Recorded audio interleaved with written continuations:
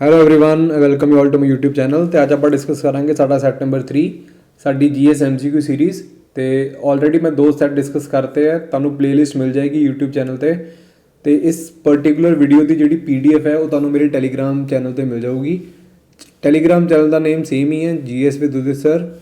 Telegram channel ਦਾ link ਮੈਂ description 'ਚ ਦੇ ਦੂੰਗਾ ਤੇ ਤੁਸੀਂ ਮੈਨੂੰ ਇੰਸਟਾਗ੍ਰਾਮ 'ਤੇ ਵੀ ਫੋਲੋ ਕਰ ਸਕਦੇ ਹੋ। ਇਹ ਮੇਰੀ ਇੰਸਟਾ ID ਹੈ, ਇਹਦਾ ਲਿੰਕ ਵੀ ਮੈਂ ਤੁਹਾਨੂੰ ਆਪਣੀ ਇਸ ਵੀਡੀਓ ਦੀ ਡਿਸਕ੍ਰਿਪਸ਼ਨ 'ਚ ਦੇ ਦੂੰਗਾ। ਤੁਸੀਂ ਜਾ ਕੇ ਮੈਨੂੰ ਜ਼ਰੂਰ ਉੱਥੇ ਫੋਲੋ ਕਰ ਸਕਦੇ ਹੋ। ਕੋਈ ਕੁਐਰੀ ਹੋਵੇ, ਡਾਊਟ ਹੋਵੇ, ਮੈਨੂੰ ਤੁਸੀਂ ਬੇਝਿਜਕ ਪੁੱਛ ਸਕਦੇ ਹੋ। ਠੀਕ ਹੈ, ਮੈਂ ਡੈਫੀਨੇਟਲੀ ਰਿਪਲਾਈ ਕਰੂੰਗਾ ਤੁਹਾਡੀ ਕੁਐਰੀ ਦਾ। ਤੇ ਬਿਨਾਂ ਕਿਸੇ ਦੇਰੀ ਦੇ ਆਪਾਂ ਸਟਾਰਟ ਕਰਦੇ ਹਾਂ। ਪਹਿਲਾ ਕੁਐਸਚਨ ਅੱਜ ਦਾ, the first Carnatic war in India was an extension of the Anglo French war in. ਦੇਖੋ ਜੀ, ਇੱਥੇ ਕਿਹਦੀ ਗੱਲ ਹੋ ਰਹੀ ਹੈ? ਇੱਥੇ ਗੱਲ ਹੋ ਰਹੀ ਹੈ ਐਂਗਲੋ ਫ੍ਰੈਂਚ ਵਾਰ। ਅੰਗਰੇਜ਼ਾਂ ਨੇ ਬਹੁਤ ਜੀ ਲੜਾਈਆਂ ਲੜੀਆਂ ਸੀ, ਭਾਵੇਂ ਐਂਗਲੋ ਫ੍ਰੈਂਚ ਵਾਰ ਹੋਵੇ, ਐਂਗਲੋ ਸਿੱਖ ਵਾਰ ਹੋਵੇ, ਐਂਗਲੋ ਮਰਾਠਾ ਵਾਰ, ਐਂਗਲੋ ਮੈਸੂਰ ਵਾਰ। ਮਤਲਬ ਇਸ ਸਾਰੀ ਲੜਾਈਆਂ 'ਚ ਇੱਕ ਵਰਡ ਕੀ ਕਾਮਨ ਆਪਾਂ ਨੂੰ ਦਿਖ ਰਿਹਾ? ਐਂਗਲੋ ਵਰਡ ਕਾਮਨ ਦਿਖ ਰਿਹਾ। ਠੀਕ ਹੈ, ਐਂਗਲੋ ਵਰਡ ਕਿਹਨਾਂ ਨੂੰ ਰੈਫਰ ਕਰਦਾ? ਅੰਗਰੇਜ਼ਾਂ ਨੂੰ ਰੈਫਰ ਕਰਦਾ। ਤੇ ਹੁਣ ਇਸ ਵਾਰ ਨੂੰ ਜੇ ਤੁਸੀਂ ਗੌਰ ਨਾਲ ਦੇਖੋ, ਮੈਂ ਇੱਥੇ ਕੀ ਲਿਖਿਆ ਹੋਇਆ, ਇੱਥੇ ਲਿਖਿਆ ਕਾਰਨੈਟਿਕ ਵਾਰ। ਪਹਿਲਾਂ ਆਪਾਂ ਦੇਖ ਲੈਂਦੇ ਹਾਂ। ਆਹ ਦੇਖੋ, ਆਹ ਇੰਡੀਆ ਦਾ ਮੈਪ ਹੈ। ਇਸ ਮੈਪ 'ਚ ਤੁਸੀਂ ਜੇ ਆਹ ਵਾਲਾ ਰੀਜਨ ਦੇਖੋ, ਇੱਕ ਸੈਕਿੰਡ, ਓਕੇ, ਇਸ ਮੈਪ 'ਚ ਤੁਸੀਂ ਆਹ ਵਾਲਾ ਰੀਜਨ ਦੇਖੋ। ਇਹ ਰੀਜਨ ਕਿਹੜਾ ਹੈ? ਇਹ ਬੇਸਿਕਲੀ ਕਾਰਨੈਟਿਕ ਦਾ ਰੀਜਨ ਹੈ। ਠੀਕ ਹੈ, ਤੇ ਉਹ ਰੀਜਨ ਹੈ ਜਿਹਦੇ ਵਿੱਚ ਅੰਗਰੇਜ਼ਾਂ ਦੇ ਫ੍ਰੈਂਚ ਦੇ ਵਿੱਚ ਕੀ ਹੋਈ ਸੀ? ਲੜਾਈਆਂ ਹੋਈਆਂ ਸੀ, ਜਿਹਨੂੰ ਆਪਾਂ ਕਿਆ ਬੋਲਦੇ ਹਾਂ? ਕਾਰਨੈਟਿਕ ਵਾਰਸ ਬੋਲਦੇ ਹਾਂ। ਠੀਕ ਹੈ, ਤੇ ਟੋਟਲ ਕਿੰਨੀਆਂ ਕਾਰਨੈਟਿਕ ਵਾਰਸ ਹੋਈਆਂ ਸੀ? ਟੋਟਲ 3 ਕਾਰਨੈਟਿਕ ਵਾਰਸ ਹੋਈਆਂ ਸੀ। ਠੀਕ ਹੈ, ਤੇ ਇਸ ਕੁਐਸਚਨ ਦੇ ਅਕੋਰਡਿੰਗ ਜੇ ਮੈਂ ਇਸ ਕੁਐਸਚਨ ਦਾ ਆਨਸਰ ਦੇਖਾਂ ਤੇ ਬੇਸਿਕਲੀ ਫਸਟ ਕਾਰਨੈਟਿਕ ਵਾਰ ਜੋ ਹੈ ਇਹ ਐਕਸਟੈਂਸ਼ਨ ਸੀਗੀ ਐਂਗਲੋ ਫ੍ਰੈਂਚ ਵਾਰ, ਜਿਹੜੀ ਕਿੱਥੇ ਸਟਾਰਟ ਹੋਈ ਸੀ? ਯੂਰਪ 'ਚ ਵਾਰ ਸਟਾਰਟ ਹੋਈ ਸੀ। ਠੀਕ ਹੈ, ਯੂਰਪ 'ਚ ਜੋ ਹੈ ਇਹ ਵਾਰ ਸਟਾਰਟ ਹੋਈ ਸੀ ਰਿਲੇਟਡ ਟੂ ਹੈਬਸਬਰਗ ਐम्पायर। ਕਿਹੜੀ ਐम्पायर? ਹੈਬਸਬਰਗ ਐम्पायर। ਮਤਲਬ ਤੁਸੀਂ ਕਹ ਲਓ ਕਿ ਇੱਕ ਸਾਈਡ ਸੀਗੇ ਕੌਣ? ਇੰਗਲਿਸ਼ ਯਾਨੀ ਕਿ ਬ੍ਰਿਟਿਸ਼ਰਸ, ਇੱਕ ਸਾਈਡ ਸੀਗੇ ਫ੍ਰੈਂਚ। ਉਹ ਬੇਸਿਕਲੀ ਜਿਹੜੀ ਆਸਟਰੀਆ, ਕਿਹੜੀ ਕੰਟਰੀ? ਇੱਥੇ ਆਸਟਰੀਆ ਦੀ ਜਿਹੜੀ ਹੈਬਸਬਰਗ ਐम्पायर ਹੈ ਉੱਥੇ ਆਪਣੀ ਡੋਮੀਨੇਸ਼ਨ ਕਰਨਾ ਚਾਹੁੰਦੇ ਸੀ। ਅੰਗਰੇਜ਼ ਆਪ ਦੀ ਕਰਨਾ ਚਾਹੁੰਦੇ ਸੀ ਤੇ ਫ੍ਰੈਂਚ ਆਪ ਦੀ ਕਰਨਾ ਚਾਹੁੰਦੇ ਸੀ ਡੋਮੀਨੇਸ਼ਨ। ਠੀਕ ਹੈ, ਤੇ ਇਸੀ ਹੈਬਸਬਰਗ ਐम्पायर ਤੇ ਡੋਮੀਨੇਸ਼ਨ ਨੂੰ ਲੈ ਕੇ ਇਹਨਾਂ ਦੋਨਾਂ ਕੰਟਰੀਜ਼ 'ਚ ਵਾਰ ਹੋਈ ਯੂਰਪ 'ਚ, ਤੇ ਉਹੀ ਵਾਰ ਐਕਸਟੈਂਡ ਹੋ ਕੇ ਕਿੱਥੇ ਆ ਗਈ? ਇੰਡੀਆ ਤੱਕ ਵੀ ਆ ਗਈ ਸੀ। ਠੀਕ ਹੈ, ਤੇ ਫਸਟ ਕਾਰਨੈਟਿਕ ਵਾਰ ਜਿਹੜੀ ਹੈਗੀ ਹੈ, ਇਹਦੀ ਜੇ ਮੈਂ ਡਿਊਰੇਸ਼ਨ ਦੀ ਗੱਲ ਕਰਾਂ, ਉਹਦੀ ਡਿਊਰੇਸ਼ਨ ਸੀਗੀ 1746 ਤੋਂ ਲੈ ਕੇ 1748। ਤੇ ਐਗਜ਼ਾਮ 'ਚ ਨਾ ਇੱਕ ਕੁਐਸਚਨ ਹੋਰ ਆਉਂਦਾ ਕਿ ਰਿਲੇਟਡ ਟੂ ਟ੍ਰੀਟੀ। ਜਦੋਂ ਵਾਰ ਖਤਮ ਹੋਈ ਤੇ ਵਾਰ ਖਤਮ ਹੋਣ ਤੋਂ ਬਾਅਦ ਕਿਹੜੀ ਟ੍ਰੀਟੀ ਸਾਈਨ ਹੋਈ ਸੀ? ਤੇ ਟ੍ਰੀਟੀ ਕਿਹੜੀ ਸਾਈਨ ਹੋਈ ਸੀ ਤੁਸੀਂ ਉਹ ਵੀ ਯਾਦ ਰੱਖ ਲੈਣਾ। ਆਈਲਾ ਸ਼ਾਪੀਲ ਨਾਮ ਦੀ ਟ੍ਰੀਟੀ ਸੀ, ਇਹ ਸਾਈਨ ਹੋਈ ਸੀ ਦੋਨਾਂ ਕੰਟਰੀਜ਼ ਦੇ ਵਿੱਚ। ਤੇ ਉਸ ਤੋਂ ਬਾਅਦ ਕੀ ਹੋਈ ਸੀ? ਫਸਟ ਐਂਗਲੋ ਫ੍ਰੈਂਚ ਵਾਰ ਜਾਂ ਕਹਿ ਲਓ ਕਾਰਨੈਟਿਕ ਵਾਰ ਖਤਮ ਹੋਈ ਸੀ। ਤੇ ਟੋਟਲ ਮੈਂ ਕੀ ਕਿਹਾ? ਟੋਟਲ 3 ਹੋਈਆਂ ਸੀ ਨਾ। ਤੇ ਤੁਸੀਂ ਸੈਕਿੰਡ ਦੇਖੋ, ਸੈਕਿੰਡ ਦੀ ਆਪਾਂ ਗੱਲ ਕਰੀਏ ਕਦੋਂ ਤੋਂ ਲੈ ਕੇ ਕਦੋਂ ਤੱਕ ਸੀਗੀ? ਉਹ ਸੀਗੀ 1749 ਤੋਂ ਲੈ ਕੇ 1754। ਤੇ ਇਸ ਪਰਟੀਕੂਲਰ ਵਾਰ ਤੋਂ ਬਾਅਦ ਕਿਹੜੀ ਟ੍ਰੀਟੀ ਸਾਈਨ ਹੋਈ ਸੀ? Treaty of ਪੌਂਡੀਚੇਰੀ। ਕਿਹੜੀ ਟ੍ਰੀਟੀ ਸਾਈਨ ਹੋਈ ਸੀ? Treaty of ਪੌਂਡੀਚੇਰੀ। ਸਮਝ ਗਏ ਮੇਰੀ ਗੱਲ? ਓਕੇ। ਇਸ ਤੋਂ ਬਾਅਦ ਥਰਡ ਵਾਰ ਦੀ ਜੇ ਮੈਂ ਗੱਲ ਕਰਾਂ, ਉਹ ਹੋਈ ਸੀ 1758 ਤੋਂ ਲੈ ਕੇ 1763। ਥਰਡ ਐਂਗਲੋ ਫ੍ਰੈਂਚ ਵਾਰ ਜਾਂ ਥਰਡ ਕਾਰਨੈਟਿਕ ਵਾਰ। ਤੇ ਇਸ ਤੋਂ ਬਾਅਦ ਕਿਹੜੀ ਟ੍ਰੀਟੀ ਸਾਈਨ ਹੋਈ ਸੀ? Treaty of Paris. ਬੇਸਿਕਲੀ ਪਤਾ ਕੀ ਕਰਦੇ ਸੀ? ਇਹਨਾਂ ਦੀ ਲੜਾਈ ਯੂਰਪ 'ਚ ਸੀਗੀ ਨਾ, ਤੇ ਯੂਰਪ ਦੀ ਲੜਾਈ ਏਸ਼ੀਆ ਤੱਕ ਆ ਗਈ। ਏਸ਼ੀਆ 'ਚ ਪਰਟੀਕੂਲਰਲੀ ਇੰਡੀਆ 'ਚ ਆ ਗਈ। ਤੇ ਇੰਡੀਆ 'ਚ ਕੀ ਕਰਦੇ ਸੀ? ਅੰਗਰੇਜ਼ ਤੇ ਫ੍ਰੈਂਚ ਇੰਡੀਆ ਦੀ ਇੰਟਰਨਲ ਪੋਲੀਟਿਕਸ 'ਚ ਇੰਟਰਫੇਅਰ ਕਰਦੇ ਸੀ। ਤੇ ਜਿਹੜੇ ਆਪਣੇ ਵਾਲੇ ਰਾਜੇ ਸੀਗੇ ਉਹ ਸੀਗੇ ਬੇਵਕੂਫ, ਉਹ ਦਿਮਾਗ ਨਾਲ ਕੰਮ ਕਰਦੇ ਨਹੀਂ ਸੀਗੇ, ਤੇ ਉਹ ਇਹਨਾਂ ਦੀ ਗੱਲਾਂ 'ਚ ਆ ਜਾਂਦੇ ਸੀ, ਤੇ ਆਪ ਦੀ ਜਿਹੜੀ ਖੁੰਦਕ ਸੀਗੀ ਨਾ, ਉਹ ਇੰਡੀਆ ਦੀ ਪੋਲੀਟਿਕਸ 'ਚ ਇੰਡੀਆ ਦੇ ਜਿਹੜੇ ਪੋਲੀਟੀਸ਼ੀਅਨ ਸੀਗੇ ਉਹਨਾਂ ਨੂੰ ਵਿੱਚ ਰਲਾ ਕੇ ਆਪਣੀ ਪੋਲੀਟਿਕਸ ਕਰਦੇ ਹੁੰਦੇ ਸੀ। ਠੀਕ ਹੈ, ਤੇ ਤੁਸੀਂ ਯਾਦ ਰੱਖਣਾ ਹੈ। ਅਗਲਾ question, the programme of swadeshi and boycott against the partition of Bengal was visualised by. ਇੱਥੇ ਕਿਹਦੀ ਗੱਲ ਹੋ ਰਹੀ ਹੈ? Visualised by. ਮਤਲਬ ਇਹ ਆਈਡੀਆ ਕਿਹਦਾ ਸੀ ਇੱਕ ਤਰੀਕੇ ਦਾ? ਤਾਂ ਇਹ ਆਈਡੀਆ ਸੀਗਾ ਜੀ ਔਰੋਬਿੰਦੋ ਘੋਸ਼। ਆਪਾਂ ਸਾਰਿਆਂ ਨੂੰ ਪਤਾ ਹੈ during the time of Lord Curzon ਅੰਗਰੇਜ਼ਾਂ ਨੇ ਬੇਸਿਕਲੀ ਪੋਪੂਲੇਸ਼ਨ ਦਾ ਹਵਾਲਾ ਦੇ ਕੇ ਬੰਗਾਲ ਦੀ ਕੀ ਕਰਤੀ ਸੀ? ਪਾਰਟੀਸ਼ਨ ਕਰਤੀ ਸੀ। ਪਰ ਐਕਚੁਅਲ ਰੀਜ਼ਨ ਕੀ ਸੀਗਾ? ਜਿਹੜੀ ਨੈਸ਼ਨਲਿਜ਼ਮ ਦੀ ਸਭ ਤੋਂ ਜ਼ਿਆਦਾ ਮੂਵਮੈਂਟ ਸੀਗੀ, ਨੈਸ਼ਨਲਿਜ਼ਮ ਦੀ ਜਿਹੜੀ ਸਭ ਤੋਂ ਜ਼ਿਆਦਾ ਮੂਵਮੈਂਟ ਸੀ ਉਹ ਕਿੱਥੇ ਸੀਗੀ? ਇੰਡੀਆ 'ਚ ਹੀ ਸੀਗੀ, ਬੰਗਾਲ 'ਚ ਸੀਗੀ। ਤੇ ਬੇਸਿਕਲੀ ਇਹ ਰਾਸ਼ਟਰਵਾਦ ਦੀ ਜਿਹੜੀ ਭਾਵਨਾ ਸੀ ਨਾ, ਇਹਨੂੰ ਤੋੜਨਾ ਚਾਹੁੰਦੇ ਸੀ। ਤਾਂ ਉਹਨਾਂ ਨੇ ਕੀ ਕੀਤਾ? ਬੰਗਾਲ ਦੇ 2 ਹਿੱਸੇ ਕਰਤੇ। ਇੱਕ ਨੂੰ ਕੀ ਬਣਾਤਾ? ਇੱਕ ਨੂੰ ਬਣਾਤਾ ਵੈਸਟ ਬੰਗਾਲ, ਇੱਕ ਨੂੰ ਕੀ ਬਣਾਤਾ? ਈਸਟ ਬੰਗਾਲ ਬਣਾਤਾ। ਠੀਕ ਹੈ, ਵੈਸਟ ਬੰਗਾਲ ਦੀ ਮੈਂ ਗੱਲ ਕਰਾਂ, ਇੱਥੇ ਹਿੰਦੂ ਜਿਹੜੇ ਸੀਗੇ, ਹਿੰਦੂ ਭਰਾ ਉਹ ਜ਼ਿਆਦਾ ਡੋਮੀਨੇਟ ਕਰਦੇ ਸੀ, ਤੇ ਇੱਥੇ ਜਿਹੜੇ ਮੁਸਲਮਾਨ ਭਰਾ ਸੀਗੇ ਉਹ ਡੋਮੀਨੇਟ ਕਰਦੇ ਸੀ ਜ਼ਿਆਦਾ, ਤੇ ਕਾਫੀ ਜ਼ਿਆਦਾ ਦੰਗੇ ਵਗੈਰਾ ਵੀ ਹੋਏ ਸੀ। ਠੀਕ ਹੈ, ਸਮਝ ਗਏ ਮੇਰੀ ਗੱਲ। ਤੇ ਇਸ ਕੁਐਸਚਨ ਦਾ ਰਾਈਟ ਆਨਸਰ ਕੀ ਹੈ? ਔਰੋਬਿੰਦੋ ਘੋਸ਼। ਤੇ ਜੇ ਮੈਂ ਔਰੋਬਿੰਦੋ ਘੋਸ਼ ਬਾਰੇ ਹੋਰ ਤੁਹਾਨੂੰ ਇੱਥੇ ਗੱਲਾਂ ਸ਼ੇਅਰ ਕਰਾਂ ਤੁਹਾਡੇ ਨਾਲ, ਤੇ ਇੱਕ ਕੁਐਸਚਨ ਦੇਖੋ ਸਿੱਧਾ ਸਿੱਧਾ ਆਉਂਦਾ ਕਿ ਇਹਨਾਂ ਦਾ ਜਨਮ ਕਦੋਂ ਹੋਇਆ ਸੀ। ਕਦੀ ਕਦੀ ਕੀ ਹੁੰਦਾ, ਫਰੀडम ਫਾਈਟਰ ਦੇ ਨਾ ਬਰਥ ਈਅਰ ਨੂੰ ਵੀ ਪੁੱਛ ਲੈਂਦੇ ਆ, ਜਿਵੇਂ ਵਿਵੇਕਾਨੰਦ ਦੇ ਬਰਥ ਈਅਰ ਨੂੰ ਪੁੱਛ ਲਿਆ। ਇਨਫੈਕਟ ਇੱਕ ਵਾਰੀ ਕੀ ਹੋਇਆ ਸੀ, ਇੱਕ ਵਾਰੀ ਪੰਜਾਬ ਜਿਹੜਾ PSPCL ਦਾ ਐਗਜ਼ਾਮ ਹੈ ਉਹਦੇ 'ਚ ਸਵਾਮੀ ਵਿਵੇਕਾਨੰਦ ਦੀ ਡੈਥ ਕਦੋਂ ਹੋਈ ਸੀ ਉਹ ਵੀ ਪੁੱਛਿਆ ਗਿਆ ਸੀ, ਤੇ ਉਹ ਕਦੋਂ ਹੋਈ ਸੀ? 1902। ਠੀਕ ਹੈ, ਖੈਰ ਆਪਾਂ ਇੱਥੇ ਗੱਲ ਕਰ ਰਹੇ ਹਾਂ ਕਿਹਦੀ? ਔਰੋਬਿੰਦੋ ਘੋਸ਼ ਦੀ, ਜਿਨ੍ਹਾਂ ਦੀ ਡੈਥ ਕਦੋਂ ਹੋਈ ਸੀ? 1872 'ਚ। ਇਹਨਾਂ ਦੇ ਥਰੂ 2 ਬੁੱਕਸ ਲਿਖੀਆਂ ਗਈਆਂ ਸੀ। ਇੱਕ ਕਿਤਾਬ ਦਾ ਨਾਮ ਹੈ, ਨੋਟ ਕਰ ਲਓ, ਬਹੁਤ ਇੰਪੋਰਟੈਂਟ ਪੁਆਇੰਟ ਹੈ, ਨਿਊ ਲੈਂਪਸ ਆਫ ਓਲਡ। ਇੱਕ ਕਿਤਾਬ ਤਾਂ ਇਹ ਹੋਗੀ ਨਿਊ ਲੈਂਪਸ ਆਫ ਓਲਡ, ਤੇ ਦੂਜੀ ਕਿਤਾਬ ਕਿਹੜੀ ਹੈ? ਸਾਵਿਤਰੀ। ਦੂਜੀ ਕਿਹੜੀ ਕਿਤਾਬ ਹੈ? ਸਾਵਿਤਰੀ। ਇੱਕ ਹੈਗੀ ਨਿਊ ਲੈਂਪਸ ਆਫ ਓਲਡ, ਦੂਜੀ ਕਿਹੜੀ ਹੈ? ਸਾਵਿਤਰੀ। ਠੀਕ ਹੈ, ਤੇ ਸਾਵਿਤਰੀ ਦੀ ਜੇ ਮੈਂ ਗੱਲ ਕਰਾਂ ਨਾ, ਸਾਵਿਤਰੀ ਦੀ ਜੇ ਮੈਂ ਗੱਲ ਕਰਾਂ, ਨੋਟ ਕਰੀਏ ਸਾਰੇ ਪੁਆਇੰਟ ਇਹ। ਠੀਕ ਹੈ, ਸਾਵਿਤਰੀ ਦੀ ਜੇ ਮੈਂ ਗੱਲ ਕਰਾਂ ਸੈਪਰੇਟ ਤੋਂ, ਸਾਵਿਤਰੀ ਜੋ ਹੈ ਇਹਦੇ 'ਚ ਇੰਡੀਆ ਨੂੰ ਇਹਨਾਂ ਨੇ ਕੀ ਕਿਹਾ ਸੀ? ਭਾਰਤ ਮਾਤਾ। ਇਸ ਕਿਤਾਬ 'ਚ ਇਹਨਾਂ ਨੇ ਇੰਡੀਆ ਨੂੰ ਕੀ ਰੈਫਰ ਕੀਤਾ ਸੀ? ਭਾਰਤ ਮਾਤਾ ਰੈਫਰ ਕੀਤਾ ਸੀ।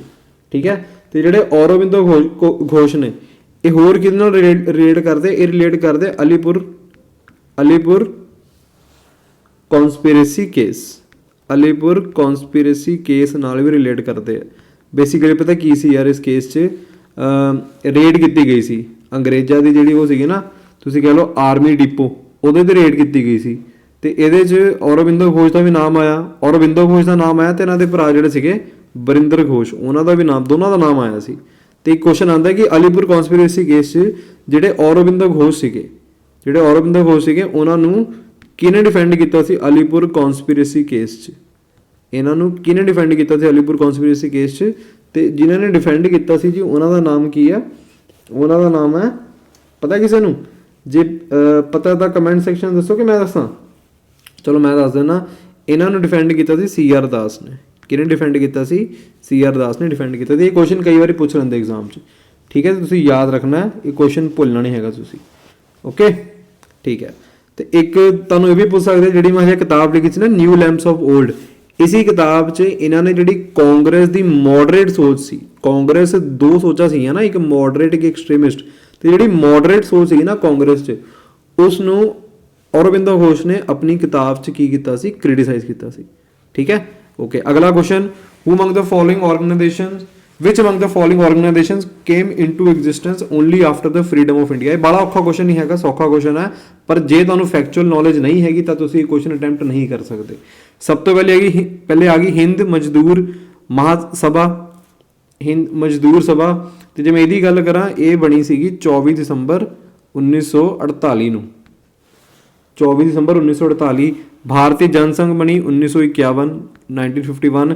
ਸਵਰਾਜ ਪਾਰਟੀ ਕਦੋਂ ਬਣੀ? 1922। ਜਿਹੜੀ CR ਦਾਸ ਰਿਲੇਟ ਕਰਦੇ ਨਾ, CR ਦਾਸ ਹੋ ਗਿਆ, ਮੋਤੀ ਲਾਲ ਨਹਿਰੂ, ਇਹ ਦੋਨੋਂ ਰਿਲੇਟ ਕਰਦੇ ਇਸ ਪਾਰਟੀ ਨਾਲ। ਤੇ ਜੇ ਮੈਂ ਇਸ ਕੁਐਸਚਨ ਦਾ ਆਨਸਰ ਦੇਖਾਂ, ਈਅਰ ਤਾਂ ਮੈਂ ਲਿਖਤੇ ਹੈ, ਠੀਕ ਹੈ, ਤੇ ਜੇ ਮੈਂ ਪ੍ਰੋਪਰ ਆਰਡਰ ਦੇਖਾਂ ਤੇ ਉਸ ਦੇ ਅਕੋਰਡਿੰਗ ਇਸ ਕੁਐਸਚਨ ਦਾ ਰਾਈਟ ਆਨਸਰ ਕੀ ਹੈ? C option. ਠੀਕ ਹੈ, ਉਹਨਾਂ ਨੇ ਕੀ ਪੁੱਛਿਆ? Which among the following organisation came into existence only after the freedom of India? India ਦੀ ਫਰੀडम ਤੋਂ ਬਾਅਦ ਕਿਹੜੀਆਂ ਆਈਆਂ? ਯਾਰ ਸਵਰਾਜ ਪਾਰਟੀ ਤਾਂ 1922 ਚ ਆਈ ਹੈ ਨਾ, ਤਾਂ ਉਹ ਤਾਂ ਇਸ ਕੁਐਸਚਨ ਦਾ ਆਨਸਰ ਵੈਸੇ ਨਹੀਂ ਹੋ ਸਕਦਾ। ਠੀਕ ਹੈ, ਤੇ ਥਰਡ ਵਾਲੀਆਂ ਤੁਸੀਂ ਉੱਦਾਂ ਹੀ ਕੱਟ ਕਰ ਦਿਓ, ਆ ਵੀ ਕੱਟ ਕਰ ਦਿਓ, ਆ ਵੀ ਕੱਟ ਕਰ ਦਿਓ, ਤੇ ਇਹਦੇ 'ਚ ਤਾਂ ਥਰਡ ਹੈ ਹੀ ਨਹੀਂ। ਹਾਂ, ਇਹ ਹੋ ਸਕਦੀ ਹੈ, ਇਹ ਹੋ ਸਕਦੀ ਹੈ। ਹੁਣ 1 ਤੇ 2 'ਚ ਕਨਫਿਊਜ਼ਨ ਹੈ, ਉਹ ਆਪਾਂ ਤੁਹਾਡੀ ਦੂਰ ਕਰਤੀ ਹੈ। ਠੀਕ ਹੈ, ਆਓ ਵੀ ਅਗਲੇ ਕੁਐਸਚਨ ਤੇ। ਕੁਈਨ ਵਿਕਟੋਰੀਆ ਨੂੰ ਕੇਸਰੇ ਹਿੰਦ ਦਾ ਜਿਹੜਾ ਟਾਈਟਲ ਹੈ ਉਹ ਕਿਹੜੇ ਵਾਇਸਰੋਏ ਦੇ, ਆਈ ਰਿਪੀਟ, ਕਿਹੜੇ ਵਾਇਸਰੋਏ ਦੇ ਟਾਈਮ 'ਤੇ ਦਿੱਤਾ ਗਿਆ ਸੀ? ਉਹ ਦਿੱਤਾ ਗਿਆ ਸੀ ਟਾਈਟਲ ਨਾਰਥ ਬਰੁਕ ਦੇ ਟਾਈਮ 'ਤੇ। ਨਾਰਥ ਬਰੁਕ ਜਿਹੜੇ ਸੀਗੇ ਉਹਨਾਂ ਦੇ ਟਾਈਮ 'ਤੇ 1877 'ਚ 1877 'ਚ ਜਿਹੜੀ ਕੁਈਨ ਵਿਕਟੋਰੀਆ ਸੀਗੀ ਇੰਗਲੈਂਡ ਦੀ ਮਹਾਰਾਣੀ, ਉਹਨੂੰ ਕੇਸਰੀ ਹਿੰਦ ਦਾ ਟਾਈਟਲ ਦਿੱਤਾ ਗਿਆ ਸੀ, ਯਾਨੀ ਕਿ ਐਂਪਰੈਸ ਆਫ ਇੰਡੀਆ ਦਾ ਟਾਈਟਲ ਦਿੱਤਾ ਗਿਆ ਸੀ। ਠੀਕ ਹੈ, ਤੇ ਜੇ ਬਾਕੀ ਆਪਸ਼ਨ ਆਪਾਂ ਦੇਖੀਏ ਇੱਥੇ, ਲਾਈਕ ਫੋਰ ਐਗਜ਼ਾਮਪਲ ਇੱਥੇ ਪਹਿਲੀ ਆਪਸ਼ਨ ਕੀ ਲਿਖਿਆ ਹੋਇਆ? Lord mayo. ਜਿਹੜੇ ਲਾਰਡ ਮਾਇਓ ਹੈ ਨਾ, ਇਹਨਾਂ ਦੇ ਟਾਈਮ 'ਤੇ ਪਹਿਲੀ ਵਾਰੀ ਸੈਂਸਸ ਹੋਈ ਸੀ ਇੰਡੀਆ 'ਚ। ਕੀ ਹੋਈ ਸੀ? ਫਸਟ ਸੈਂਸਸ ਹੋਈ ਸੀ ਇੰਡੀਆ 'ਚ ਇਹਨਾਂ ਦੇ ਟਾਈਮ 'ਚ। ਠੀਕ ਹੈ, ਤੇ ਇਹਨਾਂ ਦਾ ਮਰਡਰ ਵੀ ਕੀਤਾ ਗਿਆ ਸੀ। ਇਹਨਾਂ ਦਾ ਮਰਡਰ ਕੀਤਾ ਗਿਆ ਸੀ ਸੈਲੂਲਰ ਜੇਲ੍ਹ 'ਚ, ਸੈਲੂਲਰ ਜੇਲ੍ਹ 'ਚ ਇਹਨਾਂ ਦਾ ਮਰਡਰ ਕੀਤਾ ਗਿਆ ਸੀ। ਪਹਿਲਾ ਮਤਲਬ ਯਾਨੀ ਕਿ ਵਾਇਸਰॉय ਸੀਗਾ ਜਿਹਦਾ ਮਰਡਰ ਹੋਇਆ ਸੀ ਇੰਡੀਆ 'ਚ। ਨਾਰਥ ਬਰੂਕ ਬਾਰੇ ਦੱਸਤਾ ਤੁਹਾਨੂੰ ਮੈਂ। ਲਿਟਨ, ਇਹਦੇ ਟਾਈਮ ਤੇ ਕੀ ਆਇਆ ਸੀ, ਇਹਦੇ ਟਾਈਮ ਤੇ ਆਇਆ ਸੀ ਵਰਨੈਕੂਲਰ ਪ੍ਰੈਸ ਐਕਟ। ਤੇ ਜੇ ਮੈਂ ਦੇਖਾਂ ਕਿ ਵਰਨੈਕੂਲਰ ਪ੍ਰੈਸ ਐਕਟ ਹਟਾਇਆ ਕਦੋਂ ਗਿਆ ਸੀ, ਤਾਂ ਉਹ ਲਾਰਡ ਰਿਪਨ ਦੇ ਟਾਈਮ ਤੇ ਹਟਾਇਆ ਗਿਆ ਸੀ। ਠੀਕ ਹੈ, okay. Next question, who among the following ਰੀਪੀਲ the vernacular press act ਆਲੋ। ਹਜੇ ਆਪਾਂ ਡਿਸਕਸ ਕੀਤਾ ਹੈ। ਤੇ ਇਸ ਕੁਐਸਚਨ ਦਾ ਰਾਈਟ ਆਂਸਰ ਕੀ ਹੈ ਕਿ ਰੀਅਪੀਲ। ਰੀਅਪੀਲ ਯਾਨੀ ਕਿ ਕੀ ਕਰਨਾ, ਖਤਮ ਕਰਨਾ। ਕੀ ਕਰਨਾ, ਖਤਮ ਕਰਨਾ। ਰੀਪੀਲ ਦਾ ਮਤਲਬ ਹੋ ਗਿਆ। ਠੀਕ ਹੈ, ਤੇ ਇਹ ਕਿਹਦੇ ਟਾਈਮ ਤੇ ਹੋਇਆ ਸੀ, ਇਹ ਹੋਇਆ ਸੀ ਜੀ ਹਲੇ ਮੈਂ ਦੱਸਿਆ ਤੁਹਾਨੂੰ ਰਿਪਨ ਦੇ ਟਾਈਮ ਤੇ। ਠੀਕ ਹੈ, ਤੇ ਅੱਛਾ ਮੈਂ ਤੁਹਾਨੂੰ ਇੱਕ ਗੱਲ ਕਹਾਂ, ਵਰਨੈਕੂਲਰ ਪ੍ਰੈਸ ਐਕਟ ਸੀਗਾ ਕੀ ਬੇਸਿਕਲੀ, ਇਹ ਬੇਸਿਕਲੀ ਤੁਸੀਂ ਕਹਿ ਲਓ ਇੰਡੀਅਨ ਪ੍ਰੈਸ ਤੇ ਰਿਸਟ੍ਰਿਕਸ਼ਨ ਲਗਾਈ ਗਈਆਂ ਸੀ ਇਸ ਐਕਟ ਦੇ ਥਰੂ। ਇੰਡੀਅਨ ਪ੍ਰੈਸ ਤੇ ਕੀ ਲਗਾਈਆਂ ਗਈਆਂ ਸੀ, ਰਿਸਟ੍ਰਿਕਸ਼ਨ ਲਗਾਈਆਂ ਗਈਆਂ ਸੀ। ਤੇ ਹੋਇਆ ਕੀ ਸੀਗਾ ਬੇਸਿਕਲੀ, ਜਿਹੜੀ ਲੋਕਲ ਲੈਂਗੁਏਜਿਸ 'ਚ ਨਿਊਜ਼ਪੇਪਰ ਸੀਗੇ ਨਾ, ਉਹਨਾਂ ਦੀ ਕਹਿ ਲਓ ਤੁਸੀਂ, ਉਹਨਾਂ 'ਤੇ ਕੁਛ ਨਕੇਲ ਕੱਸੀ ਗਈ ਸੀ। ਉਹ ਜਿਵੇਂ ਉਹਨਾਂ ਨੇ ਕੋਈ ਅਖਬਾਰ 'ਚ ਕੋਈ ਖਬਰ ਛਾਪਣੀ ਸੀ ਲੋਕਲ ਲੈਂਗੁਏਜ 'ਚ, ਅਤੇ ਉਹਨਾਂ ਨੂੰ ਬ੍ਰਿਟਿਸ਼ ਅਥੋਰਿਟੀਜ਼ ਦੀ ਹੈਲਪ ਲੈਣੀ ਪੈਂਦੀ ਸੀ। ਸਮਝ ਗਏ ਮੇਰੀ ਗੱਲ। ਤਾਂ ਇਸੇ ਲਈ ਵਰਨੈਕੂਲਰ ਪ੍ਰੈਸ ਐਕਟ ਦਾ ਵੀ ਕਾਫੀ ਤੁਸੀਂ ਕਹਿ ਲਓ ਇਹਨੂੰ ਅਪੋਜ਼ ਹੀ ਕੀਤਾ ਗਿਆ ਸੀ। ਅਤੇ ਇੱਕ ਕੁਐਸਚਨ ਆਉਂਦਾ ਯਾਰ ਕਿ ਨਾ ਰਾਤੋਂ ਰਾਤ ਇੱਕ ਅਖਬਾਰ ਸੀਗੀ ਉਹ ਬੰਗਾਲੀ ਭਾਸ਼ਾ ਤੋਂ, ਕਿਹੜੀ ਭਾਸ਼ਾ ਤੋਂ, ਬੰਗਾਲੀ ਭਾਸ਼ਾ ਤੋਂ ਕਿਹੜੀ ਭਾਸ਼ਾ 'ਚ ਕਨਵਰਟ ਹੋ ਗਈ ਸੀ, ਇੰਗਲਿਸ਼ ਲੈਂਗੁਏਜ 'ਚ ਕਨਵਰਟ ਹੋ ਗਈ ਸੀ। ਅਤੇ ਉਸ ਜੇ ਮੈਂ ਇਸ ਦੇਖਾਂ ਨਿਊਜ਼ਪੇਪਰ ਦਾ ਨਾਮ, ਉਹ ਕਿਹੜੀ ਸੀਗੀ, ਅੰਮ੍ਰਿਤ ਬਾਜ਼ਾਰ ਪੱਤਰਿਕਾ। ਅੰਮ੍ਰਿਤ ਬਾਜ਼ਾਰ ਪੱਤਰਿਕਾ। ਸਮਝ ਗਏ ਮੇਰਾ ਪੁਆਇੰਟ ਯਾਰ, ਸਿੰਪਲ ਜੀ ਗੱਲ ਹੈ। ਬੰਗਾਲੀ ਭਾਸ਼ਾ ਤੋਂ ਅੰਗਰੇਜ਼ੀ ਭਾਸ਼ਾ 'ਚ ਕਿਹੜੀ ਅਖਬਾਰ ਕਨਵਰਟ ਹੋਈ ਸੀ, ਅਤੇ ਉਹ ਸੀਗੀ ਅੰਮ੍ਰਿਤ ਬਾਜ਼ਾਰ ਪੱਤਰਿਕਾ। ਇਹ ਕਿਹਨੇ ਲਿਖੀ ਸੀ, ਸਿਸਿਰ, SIR ਕੁਮਾਰ ਘੋਸ਼। ਇਹ ਵੀ ਯਾਦ ਰੱਖ ਲੈਣਾ ਤੁਸੀਂ। ਠੀਕ ਹੈ, ਆਜੋ ਅਗਲਾ question. Which of the following class of submarines are built indigenously by India. ਮਤਲਬ ਉਹਨੂੰ ਇੰਡੀਆ ਨੇ ਬਣਾਇਆ। ਇੰਡੀਜੀਨਸਲੀ ਮਤਲਬ ਇੰਡੀਆ ਦੇ ਅੰਦਰ ਬਣੀ ਉਹ ਸਬਮਰੀਨ। ਠੀਕ ਹੈ, ਇੰਡੀਆ ਨੇ ਬਣਾਇਆ, ਇੰਡੀਆ ਦੇ ਅੰਦਰ ਬਣੀ ਹੈ। ਤੇ ਆਪਸ਼ਨ ਨੂੰ ਦੇਖ ਲਓ ਪਹਿਲਾਂ, ਇੱਥੇ ਲਿਖਿਆ ਹੋਇਆ ਕਲਵਰੀ। ਕਲਵਰੀ ਦੇਖੋ, ਇਹ ਫਰਾਂਸ ਦੇ ਨਾਲ ਮਿਲ ਕੇ ਬਣਾਈ ਹੈ। ਕਿਹਦੇ ਨਾਲ, ਫਰਾਂਸ ਦੇ ਨਾਲ ਮਿਲ ਕੇ ਬਣਾਈ ਹੈ ਇੰਡੀਆ ਨੇ। ਤੇ ਜੇ ਮੈਂ ਗੱਲ ਕਰਾਂ ਸਿੰਧੂ ਘੋਸ਼, ਜੇ ਮੈਂ ਗੱਲ ਕਰਾਂ ਇੱਥੇ ਸਿੰਧੂ ਘੋਸ਼ ਦੀ, ਤੇ ਇਹ ਵੀ ਜੋ ਹੈ ਬਾਹਰਲੇ ਮੁਲਕ ਦੀ ਕਿਸੇ ਕੰਪਨੀ ਨਾਲ ਬਣਾਈ ਹੋਈ ਹੈ। ਠੀਕ ਹੈ, ਤੇ ਜੇ ਇਹਦੀ ਗੱਲ ਕਰਾਂ ਮੈਂ ਸ਼ਿਸ਼ੂਮਾਰ, ਇਹ ਬਣਾਈ ਗਈ ਹੈ ਜਰਮਨ ਕੰਪਨੀ ਦੀ ਹੈਲਪ ਤੋਂ। ਕਿਹਦੀ ਹੈਲਪ ਤੋਂ, ਜਰਮਨ ਕੰਪਨੀ ਦੀ ਹੈਲਪ ਤੋਂ ਬਣਾਈ ਗਈ ਹੈ ਇਹ। ਠੀਕ ਹੈ, ਤੇ ਨਾ 4 ਹੋ ਸਕਦਾ, ਨਾ 3rd ਹੋ ਸਕਦਾ, ਨਾ 2 ਹੋ ਸਕਦਾ, ਸਿਰਫ 1 ਹੈਗੀ। 1 ਇੰਡੀਜੀਨਸਲੀ ਬਿਲਟ ਹੈ। ਤੇ ਹੁਣ ਆਪਸ਼ਨ ਤੇ ਦੇਖੋ 1 ਕਿਹਦੇ 'ਚ ਦਿਖ ਰਹੀ ਹੈ, B ਆਪਸ਼ਨ। ਤੇ ਇਸ ਕੁਐਸਚਨ ਦਾ ਰਾਈਟ ਆਂਸਰ ਕੀ ਹੋ ਗਿਆ, B ਆਪਸ਼ਨ, ਓਨਲੀ 1। ਅਗਲਾ question, the vector responsible for leishmaniasis. Leishmaniasis ਲਈ ਕਿਹੜਾ ਵੈਕਟਰ ਕੀ ਹੁੰਦਾ ਯਾਰ, ਜਿਹੜਾ ਉਸ ਡਿਜ਼ੀਜ਼ ਨੂੰ ਕੈਰੀ ਕਰਦਾ। ਠੀਕ ਹੈ, ਇੱਕ ਜਗ੍ਹਾ ਤੋਂ ਦੂਜੀ ਜਗ੍ਹਾ ਉਸ ਡਿਜ਼ੀਜ਼ ਨੂੰ ਚੱਕ ਕੇ ਲੈ ਕੇ ਜਾਂਦਾ, ਕੈਰੀ ਕਰਦਾ। ਠੀਕ ਹੈ, ਤੇ ਇਸ ਕੁਐਸਚਨ ਦਾ ਜੇ ਮੈਂ ਰਾਈਟ ਆਂਸਰ ਦੇਖਾਂ, ਪਹਿਲਾਂ ਆਹ ਦੇਖੋ ਮੈਂ ਇਨਫੋਰਮੇਸ਼ਨ ਵੀ ਲਿਖੀ ਹੋਈ ਹੈ ਇੱਥੇ। Leishmaniasis is a vector borne disease that is transmitted by sand flies. ਤੇ ਦੇਖੋ ਇਸ ਕੁਐਸਚਨ ਦਾ ਆਂਸਰ ਕੀ ਹੈ ਜੀ, ਸੈਂਡ ਫਲਾਈਜ਼। D ਆਪਸ਼ਨ ਹੋ ਜਾਏਗਾ ਇਸ ਪਰਟੀਕੂਲਰ ਸਾਡੇ ਕੁਐਸਚਨ ਦਾ answer. Sand flies and caused by obligate intercellular protozoa of the genus Leishmania. Human infection is caused by about 21 of 30 species that infect mammals. ਠੀਕ ਹੈ, ਮੈਮਲਸ ਯਾਨੀ ਕਿ ਉਹ ਜਿਹੜੇ ਹੁੰਦੇ ਆ, ਜਿਹੜੇ ਉਹ ਜਾਨਵਰ ਜਿਹੜੇ ਮਿਲਕ ਪ੍ਰੋਡਿਊਸ ਕਰਨ, ਉਹਨਾਂ ਨੂੰ ਮੈਮਲਸ ਬੋਲਦੇ। ਤੇ ਇਸ ਕੁਐਸਚਨ ਦਾ ਰਾਈਟ ਆਂਸਰ ਕੀ ਹੈ, ਸੈਂਡ ਫਲਾਈਜ਼।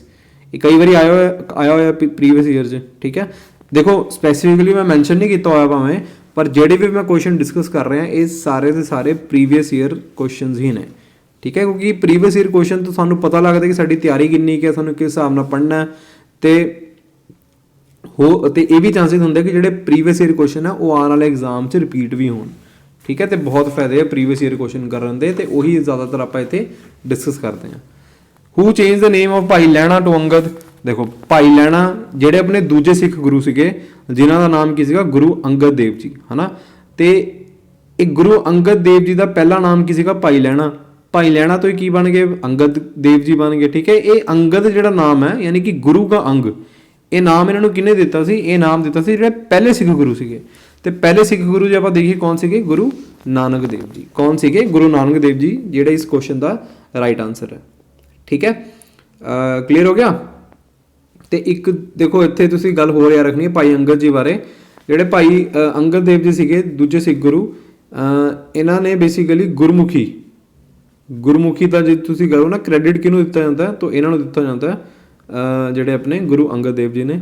ਠੀਕ ਹੈ, ਅਤੇ ਇਸ ਤੋਂ ਇਲਾਵਾ ਮੱਲ ਅਖਾੜਾ ਜੋ ਹੈਗਾ ਇਹ ਵੀ ਕਿਹਨੇ ਫੇਮਸ ਕੀਤੇ, ਇਹ ਵੀ ਕਿਹਦਾ ਸੀਗਾ, ਸਟਾਰਟ ਕਿਹਨੇ ਕੀਤੇ, ਇਹ ਵੀ ਸਟਾਰਟ ਕੀਤਾ ਸੀ ਭਾਈ ਅੰਗਦ ਦੇਵ ਜੀ ਨੇ। ਸਮਝ ਗਏ ਮੇਰੀ ਗੱਲ। ਮੱਲ ਅਖਾੜਾ ਵੀ ਇਹਨਾਂ ਨੇ ਸ਼ੁਰੂ ਕੀਤਾ ਸੀ ਫॉर ਫਿਜ਼ੀਕਲ ਫਿਟਨੈਸ। ਇਸ ਤੋਂ ਇਲਾਵਾ ਗੁਰੂ ਗੋਬਿੰਦ ਸਿੰਘ ਜੀ ਦੀ ਮੈਂ ਗੱਲ ਕਰਾਂ, ਗੁਰੂ ਰਾਮਦਾਸ ਜੀ ਦੇਖ ਲਓ, ਇਹਨਾਂ ਨੇ ਮਸੰਦ ਪ੍ਰਥਾ ਸ਼ੁਰੂ ਕੀਤੀ ਸੀ। ਇਹਨਾਂ ਨੇ ਕੀ ਕੀਤੀ ਸੀ, ਮਸੰਦ ਪ੍ਰਥਾ ਸ਼ੁਰੂ ਕੀਤੀ ਸੀ। ਤੇ ਜੇ ਮੈਂ ਕਹਾਂ ਮਸੰਦ ਪ੍ਰਥਾ ਖਤਮ ਕਿਹਨੇ ਕੀਤੀ ਸੀ, ਤੇ ਇਹ ਕਿਹਨੇ ਖਤਮ ਕੀਤੀ ਸੀ, ਗੁਰੂ ਗੋਬਿੰਦ ਸਿੰਘ ਜੀ ਨੇ ਖਤਮ ਕੀਤੀ ਸੀ ਮਸੰਦ ਪ੍ਰਥਾ। ਗੁਰੂ ਤੇਗ ਬਹਾਦਰ ਇਹ 9ਵੇਂ ਸਿੱਖ ਗੁਰੂ ਨੇ, 9th ਸਿੱਖ ਗੁਰੂ। ਇਹਨਾਂ ਨੂੰ ਕੀ ਕਿਹਾ ਜਾਂਦਾ, ਬੜਾ ਫੇਮਸ ਕੁਐਸਚਨ ਹੈ ਐਗਜ਼ਾਮ ਦਾ, ਹਿੰਦ ਦੀ ਚਾਦਰ। ਠੀਕ ਹੈ, ਹਿੰਦ ਦੀ ਚਾਦਰ। ਤੇ ਇਸ ਤੋਂ ਇਲਾਵਾ ਅਨੰਦਪੁਰ ਸਾਹਿਬ ਜਿਹੜਾ ਸ਼ਹਿਰ ਹੈ, ਅਨੰਦਪੁਰ ਸਾਹਿਬ ਜਿਹੜਾ ਸ਼ਹਿਰ ਹੈ, ਇਹ ਵੀ ਕਿਹਨੇ ਵਸਾਇਆ, ਇਹ ਵੀ ਵਸਾਇਆ ਇਹਨਾਂ ਨੇ ਯਾਨੀ ਕਿ ਕਿਹਨੇ, ਗੁਰੂ ਤੇਗ ਬਹਾਦਰ ਜੀ ਨੇ। ਗੁਰੂ ਰਾਮਦਾਸ ਜੀ ਨੇ ਜਿਹੜੇ 4ਥੇ ਸਿੱਖ ਗੁਰੂ ਸੀਗੇ, ਉਹਨਾਂ ਨੇ ਅੰਮ੍ਰਿਤਸਰ ਸ਼ਹਿਰ, ਗੁਰੂ ਰਾਮਦਾਸ ਨਗਰੀ। ਠੀਕ ਹੈ, ਕਲੀਅਰ ਹੋ ਗਿਆ। ਤੇ ਗੁਰੂ ਗੋਬਿੰਦ ਸਿੰਘ ਦਾ ਇੱਕ ਕੁਐਸਚਨ ਹੋਰ ਆਉਂਦਾ ਕਿ ਇਹਨਾਂ ਦੀ ਡੈਥ ਕਿੱਥੇ ਹੋਈ ਸੀ, ਤੇ ਇਹਨਾਂ ਦੀ ਡੈਥ, ਇਹਨਾਂ ਨੇ ਸਰੀਰ ਆਪਣਾ ਛੱਡਿਆ ਸੀ ਨੰਦੇੜ, ਮਹਾਰਾਸ਼ਟਰ 'ਚ। ਠੀਕ ਹੈ, ਓਕੇ। ਅਗਲਾ question, which 2 committees of the parliament are described as twin sister committees. ਬਹੁਤ ਬੇਸਿਕ, ਬਹੁਤ ਈਜ਼ੀ ਕੁਐਸਚਨ, ਕਈ ਵਾਰੀ ਐਗਜ਼ਾਮ 'ਚ ਰਿਪੀਟ ਹੋਇਆ ਤੇ ਕਈਆਂ ਨੂੰ ਇਹ ਨਹੀਂ ਆਉਂਦਾ ਹੁੰਦਾ। ਤੇ ਜੇ ਤੁਸੀਂ ਵੀਡੀਓ ਦੇਖ ਰਹੇ ਹੋ ਤੁਹਾਨੂੰ ਵੀ ਨਹੀਂ ਆਉਂਦਾ, ਤੁਸੀਂ ਅੱਜ ਤੋਂ ਬਾਅਦ ਇਸ ਕੁਐਸਚਨ ਨੂੰ ਗਲਤ ਨਹੀਂ ਕਰਨਾ ਕਦੀ। ਇਸ ਕੁਐਸਚਨ ਦਾ ਰਾਈਟ ਆਨਸਰ ਹੈ ਪਬਲਿਕ ਅਕਾਊਂਟਸ ਕਮੇਟੀ ਤੇ ਐਸਟੀਮੇਟ ਕਮੇਟੀ। ਪਹਿਲਾਂ ਆਪਾਂ ਗੱਲ ਕਰੀ ਜੇ ਪਬਲਿਕ ਅਕਾਊਂਟਸ ਕਮੇਟੀ, ਇਹਦੇ 'ਚ ਕਿੰਨੇ ਮੈਂਬਰ ਹੁੰਦੇ ਟੋਟਲ, 22 ਚੋਂ 15 ਮੈਂਬਰ ਹੁੰਦੇ ਲੋਕ ਸਭਾ ਤੋਂ ਤੇ 7 ਮੈਂਬਰ ਹੁੰਦੇ ਕਿਤੇ ਤੋਂ, ਰਾਜ ਸਭਾ ਤੋਂ। ਠੀਕ ਹੈ, ਤੇ ਪਬਲਿਕ ਅਕਾਊਂਟਸ ਕਮੇਟੀ ਦਾ ਜਿਹੜਾ ਚੇਅਰਮੈਨ ਹੁੰਦਾ ਉਹ ਕੌਣ ਹੁੰਦਾ ਬੇਸਿਕਲੀ, ਉਹ ਯਾਰ ਜਿਹੜੀ ਦੇਖੋ ਸਿੰਪਲ ਹੈ, ਜਿਹੜੀ ਆਪਣੀ ਆਪੋਜੀਸ਼ਨ ਪਾਰਟੀ ਹੋਏਗੀ ਨਾ, ਆਪੋਜੀਸ਼ਨ ਪਾਰਟੀ ਲੋਕ ਸਭਾ 'ਚ, ਉਹਦਾ ਲੀਡਰ ਹੋਏਗਾ। ਆਪੋਜੀਸ਼ਨ ਪਾਰਟੀ ਇਨ ਲੋਕ ਸਭਾ, ਉਹਦਾ ਜੋ ਹੋਏਗਾ ਲੀਡਰ ਬੇਸਿਕਲੀ ਉਹੀ ਹੋਏਗਾ chairman of public account committee. ਤੇ ਇਹਨੂੰ ਅਪਾਇੰਟ ਕੌਣ ਕਰਦਾ, ਇਹ ਵੀ ਕੁਐਸਚਨ ਬਣਦਾ ਹੈ ਕਿ ਇਹਨੂੰ ਅਪਾਇੰਟ ਕੌਣ ਕਰਦਾ ਹੈ, ਤੇ ਇਹਨੂੰ ਅਪਾਇੰਟ ਕਰਦਾ ਸਪੀਕਰ ਆਫ ਲੋਕ ਸਭਾ। ਕੌਣ ਅਪਾਇੰਟ ਕਰਦਾ, ਲੋਕ ਸਭਾ ਦਾ ਸਪੀਕਰ। ਥੋੜਾ ਕਾਚਾ ਮਾਚਾ ਜਿਹਾ ਹੋ ਗਿਆ ਯਾਰ, ਪਰ ਤੁਸੀਂ ਸਮਝ ਜਾਓ ਧਿਆਨ ਨਾਲ। ਠੀਕ ਹੈ, ਪਬਲਿਕ ਅਕਾਊਂਟਸ ਕਮੇਟੀ ਦੀ ਮੈਂ ਗੱਲ ਕਰਾਂ, 22 ਮੈਂਬਰ, 15 ਲੋਕ ਸਭਾ ਤੋਂ, 7 ਰਾਜ ਸਭਾ ਤੋਂ। ਤੇ ਪਬਲਿਕ ਅਕਾਊਂਟਸ ਕਮੇਟੀ ਦੇ ਚੇਅਰਮੈਨ ਕੌਣ ਹੈ, ਆਪੋਜੀਸ਼ਨ ਪਾਰਟੀ ਦੇ ਲੀਡਰ। ਤੇ ਇਹਨਾਂ ਨੂੰ ਅਪਾਇੰਟ ਕੌਣ ਕਰਦਾ ਹੈ, ਰਾਜ ਸਭਾ ਦਾ ਚੇਅਰਮੈਨ। ਠੀਕ ਹੈ, ਤੁਸੀਂ ਟੈਨਸ਼ਨ ਨਾ ਲਓ, ਆਪਾਂ ਇਸ ਕੁਆਲਿਟੀ ਨੂੰ, ਜਿਹੜੀ ਤੁਸੀਂ ਹਜੇ ਕੁਆਲਿਟੀ ਲੈ ਰਹੇ ਹੋ ਮੇਰੇ ਤੋਂ, ਆਪਾਂ ਇਹਨੂੰ ਆਉਣ ਵਾਲੀ ਕੁਝ ਵੀਡੀਓਜ਼ 'ਚ ਹੋਰ ਵਧੀਆ ਕਰ ਦੇਣਾ ਆਪਾਂ। ਠੀਕ ਹੈ, ਤੁਹਾਨੂੰ ਪ੍ਰੋਪਰ ਹੋਰ ਜ਼ਿਆਦਾ ਵਧੀਆ ਹੈਂਡ ਰਾਈਟਿੰਗ ਸਾਰਾ ਕੁਝ ਮਿਲੂਗਾ। ਬਸ ਥੋੜ੍ਹਾ ਜਿਹਾ ਮੈਨੂੰ ਤੁਸੀਂ ਸਪੋਰਟ ਕਰੋ, ਮੇਰੇ ਨਾਲ ਬਣੇ ਰਹੋ। ਠੀਕ ਹੈ, ਤੇ ਇੱਕ ਤਾਂ ਪਬਲਿਕ ਅਕਾਊਂਟਸ ਕਮੇਟੀ, ਤੇ ਦੂਜੀ ਕਿਹੜੀ ਇੱਥੇ ਐਸਟੀਮੇਟ ਕਮੇਟੀ। ਐਸਟੀਮੇਟ ਕਮੇਟੀ 'ਚ ਟੋਟਲ ਕਿੰਨੇ ਮੈਂਬਰ ਹੈ, 30 ਮੈਂਬਰ। ਕਿੰਨੇ ਮੈਂਬਰ ਹੈ, 30 ਮੈਂਬਰ। ਤੇ ਸਾਰੇ ਕਿੱਥੋਂ ਹੁੰਦੇ ਆ, ਲੋਕ ਸਭਾ ਤੋਂ ਹੁੰਦੇ। ਕਿੱਥੋਂ ਹੁੰਦੇ ਆ, ਲੋਕ ਸਭਾ। ਬੇਸਿਕਲੀ ਯਾਰ ਜਿਹੜਾ ਬਜਟ ਹੁੰਦਾ ਨਾ ਆਪਣਾ, ਬਜਟ ਉਹਦੇ ਤੋਂ ਰਿਲੇਟ ਕਰਦੀ ਹੈ ਐਸਟੀਮੇਟ ਕਮੇਟੀ। ਠੀਕ ਹੈ, okay. Chandigarh is the common capital of Punjab and Haryana. ਤੇ Chandigarh is the capital of Punjab only. ਅੱਜ ਤਾਂ ਦੋਨਾਂ ਦੀ ਇੱਕ ਸਾਂਝੀ ਰਾਜਧਾਨੀ ਹੈ ਚੰਡੀਗੜ੍ਹ। ਤੇ ਜੇ ਆਪਾਂ ਗੱਲ ਕਰੀਏ ਸਿਰਫ ਚੰਡੀਗੜ੍ਹ, ਜਿਹੜੇ ਸਿਰਫ ਪੰਜਾਬ ਦੀ ਕੈਪੀਟਲ ਕਦੋਂ ਤੋਂ ਲੈ ਕੇ ਕਦੋਂ ਤੱਕ ਸੀਗੀ, ਯਾਨੀ ਕਿ ਜਦੋਂ ਪੰਜਾਬ ਹਰਿਆਣਾ ਇੱਕ ਸੀਗੇ, ਉਦੋਂ ਉਸ ਟਾਈਮ 'ਤੇ ਕੈਪੀਟਲ ਜੋ ਹੈ ਕਿਹੜੇ ਟਾਈਮ ਪੀਰੀਅਡ ਤੱਕ ਰਹੀ ਸੀ। ਤੇ ਇਸ ਕੁਐਸਚਨ ਨੂੰ ਦੇਖੋ, ਆਪਸ਼ਨ ਦੇਖੋ। ਚੰਡੀਗੜ੍ਹ ਬਣਿਆ ਸੀ ਜੀ 1952 'ਚ। ਤੇ ਪੰਜਾਬ ਜਿਹੜਾ ਹੈਗਾ ਇਹਦੀ ਪਾਰਟੀਸ਼ਨ ਕਦੋਂ ਹੋਈ ਸੀ, ਹਰਿਆਣਾ ਅਲੱਗ ਹੋਇਆ ਸੀ ਨਾ 1966 'ਚ। ਤੇ ਬਸ ਆਹੀ ਡਿਊਰੇਸ਼ਨ ਹੈ 1952 ਤੋਂ ਲੈ ਕੇ 1966 ਤੱਕ, ਜਦੋਂ ਚੰਡੀਗੜ੍ਹ ਪੰਜਾਬ ਯੂਨਾਈਟਿਡ ਪੰਜਾਬ ਦੀ ਇੱਕ ਤਰੀਕੇ ਦੀ ਕੈਪੀਟਲ ਸੀਗੀ। ਠੀਕ ਹੈ, ਤੇ ਹੋਰ ਇੱਥੇ ਜੇ ਮੈਂ ਗੱਲ ਕਰਾਂ, ਆਪਣਾ ਜਿਹੜਾ ਹੈਗਾ ਹਰਿਆਣਾ ਕਿਸ ਕਮਿਸ਼ਨ ਦੀ ਰਿਕਮੈਂਡੇਸ਼ਨ 'ਤੇ ਬਣਿਆ ਸੀ, JC ਸ਼ਾਹ ਕਮਿਸ਼ਨ। ਕਿਹੜੇ ਕਮਿਸ਼ਨ ਦੀ ਰਿਕਮੈਂਡੇਸ਼ਨ 'ਤੇ ਬਣਿਆ ਸੀ, ਯਾਦ ਰੱਖਣਾ JC ਸ਼ਾਹ ਕਮਿਸ਼ਨ। ਇੱਕ ਕੁਐਸਚਨ ਆਉਂਦਾ, ਇਹ ਸੈਟਅਪ ਕਦੋਂ ਹੋਇਆ ਸੀ, ਇਹ ਸੈਟਅਪ ਹੋਇਆ ਸੀ 23 ਅਪ੍ਰੈਲ 1966 ਨੂੰ। ਠੀਕ ਹੈ, ਤੇ ਇਹਨੇ ਆਪਣੀ ਰਿਪੋਰਟ ਕਦੋਂ ਦਿੱਤੀ ਸੀ, ਥੋੜੇ ਦਿਨਾਂ ਬਾਅਦ ਹੀ 31 ਮਈ 1966 'ਚ ਰਿਪੋਰਟ ਦੇ ਦਿੱਤੀ ਸੀ। ਤੇ ਉਸ ਤੋਂ ਬਾਅਦ ਹੀ ਹਰਿਆਣਾ ਨੂੰ ਅਲੱਗ ਕੀਤਾ ਗਿਆ ਸੀ ਪੰਜਾਬ 'ਚੋਂ। ਠੀਕ ਹੈ, ਓਕੇ। ਆ ਲਿਖਤਾ ਮੈਂ ਇੱਥੇ ਇਨਫੋਰਮੇਸ਼ਨ, ਤੁਸੀਂ ਪੜ੍ਹ ਸਕਦੇ ਹੋ। Consider the following events, the correct chronological sequence of this events is. ਦੇਖੋ ਮੈਂ ਇੱਕ ਗੱਲ ਦੱਸਾਂ ਤੁਹਾਨੂੰ, ਇੱਥੇ ਆਪਾਂ ਨੂੰ ਨਾ ਯਾਰ ਜੋ ਵੀ ਫਰੀडम ਮੂਵਮੈਂਟ 'ਚ ਗੱਲਾਂ ਹੋਈਆਂ, ਠੀਕ ਹੈ, ਆਪਾਂ ਨੂੰ ਬੇਸਿਕ ਪਤਾ ਹੋਣਾ ਚਾਹੀਦਾ। ਪਰ ਜੇ ਤੁਹਾਨੂੰ ਬਾਹਲੀ ਡਿਟੇਲ ਨਹੀਂ ਵੀ ਪਤਾ ਨਾ, ਤਾਂ ਕੋਈ ਟੈਨਸ਼ਨ ਵਾਲੀ ਗੱਲ ਨਹੀਂ ਹੈਗੀ। ਜੋ ਚੀਜ਼ ਤੁਸੀਂ ਯਾਦ ਰੱਖਣੀ ਹੈ ਉਹ ਹੈ ਕਿ ਉਹ ਪਾਰਟਿਕੂਲਰ ਇਵੈਂਟ ਕਿਹੜੇ ਸਾਲ 'ਚ ਹੋਇਆ ਸੀ। ਉਹ ਤੁਹਾਨੂੰ ਯਾਦ ਹੈ ਨਾ, ਤੁਸੀਂ ਆਰਾਮ ਨਾਲ ਕੁਐਸਚਨ ਕਰ ਸਕਦੇ ਹੋ। ਹੁਣ ਇਸ ਕੁਐਸਚਨ ਨੂੰ ਦੇਖੋ, ਤੁਹਾਨੂੰ ਕੋਈ ਬਹੁਤੀ ਲੰਬੀ ਚੌੜੀ ਇਨਫੋਰਮੇਸ਼ਨ ਨਹੀਂ ਚਾਹੀਦੀ, ਸਿਰਫ ਇੰਨੀ ਚੀਜ਼ ਤੁਹਾਨੂੰ ਯਾਦ ਰੱਖਣੀ ਹੈ ਕਿ ਕਿਹੜਾ ਇਵੈਂਟ ਕਿਹੜੇ ਸਾਲ 'ਚ ਹੋਇਆ ਸੀ। ਲਾਈਕ ਇੰਡੀਗੋ ਰਿਵੋਲਟ ਕਦੋਂ ਹੋਇਆ? ਇਹ ਹੋਇਆ 1860 'ਚ। ਸੰਥਾਲ ਰਿਬੇਲੀਅਨ ਕਦੋਂ ਹੋਇਆ? ਇਹ ਹੋਇਆ 1855-56 'ਚ। ਠੀਕ ਹੈ। ਡੈਕਨ ਰਾਈਟ ਇਹ ਕਦੋਂ ਹੋਈ ਆ? 1875 'ਚ ਹੋਇਆ। ਮਿਊਟੀਨੀ ਆਫ ਦ ਸਿਪੋਇਜ਼ ਇਹ ਤਾਂ ਆਪਾਂ ਨੂੰ ਪਤਾ ਹੀ ਹੈ, ਇਹ ਕਦੋਂ ਹੋਇਆ? 1857। ਠੀਕ ਹੈ। ਤੇ ਚਾਰੋਂ ਆਪਾਂ ਲਿਖਤੇ ਕਿਹੜੇ ਕਿਹੜੇ ਸਾਲ 'ਚ ਕਿਹੜਾ ਕਿਹੜਾ ਇਵੈਂਟ ਹੋਇਆ, ਤੇ ਉਹਦੇ ਅਕੋਰਡਿੰਗ ਆਪਸ਼ਨ ਕੀ ਇਸ ਕੁਐਸਚਨ ਦਾ ਰਾਈਟ ਆਂਸਰ ਡੀ। ਤੇ ਉਹ ਕਿੰਨਾ ਸੌਖਾ ਕੁਐਸਚਨ ਹੈ, ਆਪਾਂ ਨੂੰ ਸਿਰਫ ਕੀ ਯਾਦ ਰੱਖਣਾ, ਮੈਂ ਦੁਬਾਰਾ ਕਹਿ ਰਿਹਾ, ਡਿਟੇਲ ਭਾਵੇਂ ਸਾਰੀ ਨਾ ਪਤਾ ਹੋਵੇ ਤੁਹਾਨੂੰ, ਬਹੁਤ ਡਿਟੇਲ 'ਚ ਨਾ ਪਤਾ ਹੋਵੇ, ਪਰ ਤੁਹਾਨੂੰ ਈਅਰ ਜ਼ਰੂਰ ਪਤਾ ਹੋਣੇ ਚਾਹੀਦੇ ਕਿ ਕਿਹੜਾ ਇਵੈਂਟ ਕਿਹੜੇ ਸਾਲ 'ਚ ਹੋਇਆ ਸੀ। ਠੀਕ ਹੈ। ਚਲੋ ਅਗਲਾ ਕੁਐਸਚਨ ਆਪਣਾ, rider cup is associated with which game ਔਰ ਸਪੋਰਟ। ਬੜਾ ਬੇਸਿਕ ਜਿਹਾ ਕੁਐਸਚਨ ਹੈ। ਰਾਈਡਰ ਕਪ ਕਿਹਦੇ ਨਾਲ ਰਿਲੇਟ ਕਰਦਾ ਹੈ? ਗੋਲਫ ਨਾਲ ਰਿਲੇਟ ਕਰਦਾ ਹੈ। ਅਗਲੇ ਕੁਐਸਚਨ ਤੇ ਆ ਜਾਓ। In which of the following year was the world bird and animal protection act enacted by the British government of India. British government ਯਾਨੀ ਕਿ ਆਜ਼ਾਦੀ ਤੋਂ ਪਹਿਲਾਂ ਦੀ ਗੱਲ ਹੋ ਰਹੀ ਨਾ ਇੱਥੇ। ਬ੍ਰਿਟਿਸ਼ ਗਵਰਨਮੈਂਟ, ਦੇਖੋ ਦੋ ਆਪਸ਼ਨ ਤਾਂ ਵੈਸੇ ਹੀ ਗਲਤ ਹੋ ਗਈਆਂ, ਏ ਤੇ ਸੀ ਤਾਂ ਵੈਸੇ ਹੀ ਗਲਤ ਹੋ ਗਈ। ਠੀਕ ਹੈ। ਤੇ ਬਚਿਆ ਕੀ? ਬਚੀ ਦੋ, ਬੀ ਤੇ ਡੀ। ਬੀ ਤੇ ਡੀ ਬਚੀ ਨਾ। ਇੱਕ ਸੈਕਿੰਡ, ਆਹ ਪੈਨ ਸਿਲੈਕਟ ਕਰ ਲਈਏ। ਬਚੀ ਕਿਹੜੀ ਆਪਸ਼ਨ? ਬੀ ਤੇ ਡੀ ਬਚੀ ਨਾ, ਏ ਤੇ ਸੀ ਤਾਂ ਗਲਤੀ ਹੋ ਗਈ। ਤੇ ਇਹਨਾਂ 'ਚੋਂ ਆਪਾਂ ਦੇਖੀਏ ਤਾਂ ਇਸ ਕੁਐਸਚਨ ਦਾ ਰਾਈਟ ਆਂਸਰ ਕੀ ਹੈ? ਬੀ। ਠੀਕ ਹੈ। Okay. Which of the following disease is not caused by flavi virus. ਇਹਨਾਂ ਵਿੱਚੋਂ ਕਿਹੜੀ ਡਿਜ਼ੀਜ਼ ਜੋ ਹੈ ਫਲੇਵੀ ਵਾਇਰਸ ਨਾਲ ਨਹੀਂ ਹੁੰਦੀ? ਬਹੁਤ ਸਿੰਪਲ ਹੈ, ਪੋਲੀਓ। ਪੋਲੀਓ ਫਲੇਵੀ ਵਾਇਰਸ ਤੋਂ ਨਹੀਂ ਹੁੰਦੀ। ਪੋਲੀਓ ਹੁੰਦੀ ਹੈ ਕਿਹਦੇ ਤੋਂ? ਬਹੁਤ ਸਿੰਪਲ, ਪੋਲੀਓ ਵਾਇਰਸ ਤੋਂ ਹੁੰਦੀ ਹੈ। ਠੀਕ ਹੈ। ਤੇ ਇੰਡੀਆ ਨੂੰ ਇੱਕ ਕੁਐਸਚਨ ਆਉਂਦਾ, ਇੰਡੀਆ ਨੂੰ ਪੋਲੀਓ ਮੁਕਤ ਕਦੋਂ ਡਿਕਲੇਅਰ ਕੀਤਾ ਗਿਆ ਸੀ? ਇੰਡੀਆ ਨੂੰ ਪੋਲੀਓ ਮੁਕਤ ਡਿਕਲੇਅਰ ਕੀਤਾ ਗਿਆ ਸੀ 2014 'ਚ। ਠੀਕ ਹੈ। ਤੇ ਪੋਲੀਓ ਦੀ ਜਿਹੜੀ ਵੈਕਸੀਨ ਉਹ ਕਿਹਨੇ ਬਣਾਈ ਸੀ? ਜੋਨਸ ਸਾਲਕ। ਕਿਹਨੇ? ਮੈਂ ਇੱਥੇ ਲਿਖ ਦਿੰਦਾ, ਜੋਨਸ ਸਾਲਕ ਜਿਹੜੇ ਸੀਗੇ, ਇਹਨਾਂ ਨੂੰ ਕ੍ਰੈਡਿਟ ਦਿੱਤਾ ਜਾਂਦਾ ਹੈ ਪੋਲੀਓ ਦੀ ਵੈਕਸੀਨ ਬਣਾਉਣ ਦਾ। ਠੀਕ ਹੈ। ਕਲੀਅਰ ਹੋ ਗਿਆ।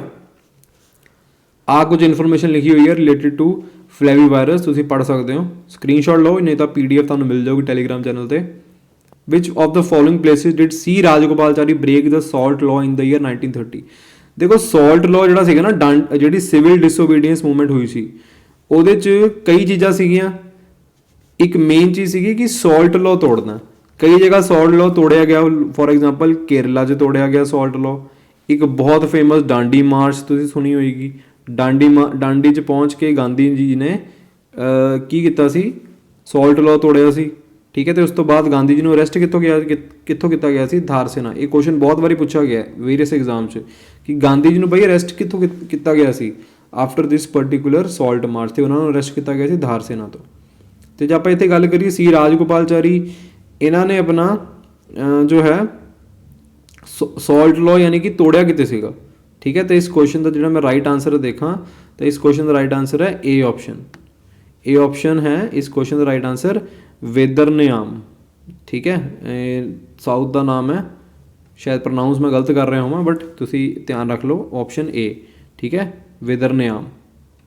ਇੱਥੇ ਦੇਖ ਸਕਦੇ ਹੋ ਰਾਜਗੋਪਾਲਚਾਰੀ 1930 'ਚ ਸਾਲਟ ਲਾਅ ਸਟਾਰਟ ਹੁੰਦੀ ਹੈ। ਸਾਲਟ ਮਾਰਚ ਜਿਹੜੀ ਹੈਗੀ ਹੈ ਸਾਲਟ ਲਾਅ ਨੂੰ ਤੋੜਨ ਲਈ 13 ਅਪ੍ਰੈਲ ਨੂੰ ਸ਼ੁਰੂ ਕਰਦੇ ਆ, 28 ਅਪ੍ਰੈਲ ਨੂੰ ਖ਼ਤਮ ਕਰਦੇ ਆ। ਸਟਾਰਟ ਕਿੱਥੋਂ ਕਰਦੇ? ਤਿਰੁਚੀ।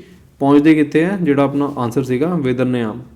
ਠੀਕ ਹੈ। ਤੇ ਇਸ ਤੋਂ ਇਲਾਵਾ ਰਾਜਗੋਪਾਲਚਾਰੀ ਜਿਹੜੇ ਸੀਗੇ ਇਹ ਆਜ਼ਾਦ ਭਾਰਤ ਦੇ ਪਹਿਲੇ ਗਵਰਨਰ ਜਨਰਲ ਵੀ ਰਹਿ ਚੁੱਕੇ ਆ। ਕੀ ਰਹਿ ਚੁੱਕੇ ਆ? ਪਹਿਲੇ ਗਵਰਨਰ ਜਨਰਲ। ਤੇ ਇਹਨਾਂ ਨੂੰ ਪਹਿਲੀ ਵਾਰੀ ਭਾਰਤ ਰਤਨ ਵੀ ਮਿਲਿਆ ਸੀ।